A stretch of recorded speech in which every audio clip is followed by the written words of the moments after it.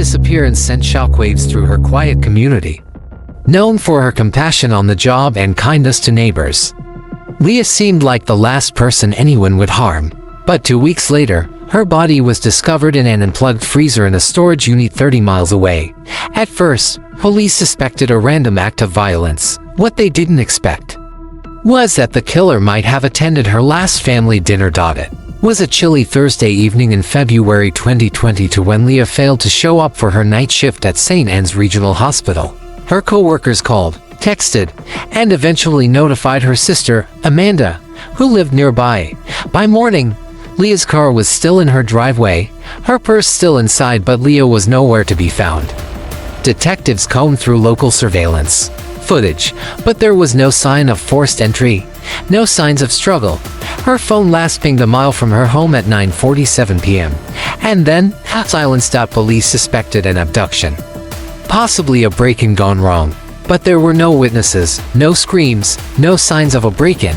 Just one strange clue: Leah's laptop had been wiped clean. As police dug deeper into Leah's personal life, cracks began to form in her perfect image. Leah had recently ended a long-term relationship with a man named Jordan Wells, a fellow nurse tech at the hospital. Colleagues described the breakup as ugly.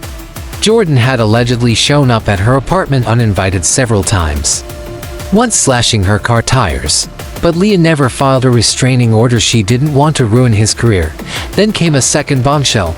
Just a week before she vanished, Leah confided in her best friend, saying she was seeing someone new, a married man. She refused to say his name, only hinting that if anyone found out, everything would blow up. 2 weeks after Leah's disappearance, an anonymous tip led detectives to a self-storage facility in West Dayton. A unit had recently been rented under the name J. Wells. Inside, investigators found an old chest freezer duct taped shut and reeking of decay. Inside, they discovered Leah's frozen body, curled in the fetal position. Autopsy reports would later confirm blunt force trauma to the head, and signs she was alive when she was placed in the freezer. Jordan Wells was arrested within 24 hours. But something didn't sit right with Detective Rachel N., who had led the case since day one. Why rent a storage unit in your own name? Why use a freezer you couldn't keep plugged in? And why were Jordan's cell phone records clean when every other suspects was full of activity? Digital forensics turned the case upside down. Leah's wiped laptop was recovered by cyber experts, revealing a series of encrypted messages sent via burner email account to a man named Dr. Michael Trent, the chief of surgery at St. Anne's. Dr. Trent was married, twice Leah's age, and had a pristine reputation in the hospital. He denied everything until phone records placed him near the storage unit the night Leah vanished. Turns out, Leah had threatened to expose their relationship to his wife and the hospital board. She had written an email titled, "This Ends Now," which she never got the chance to send. Confronted with the evidence, Dr. Trent confessed he had driven to her apartment just to talk, but the conversation spiraled. She slapped him. He struck her back harder. She fell, hit her head, and stopped moving.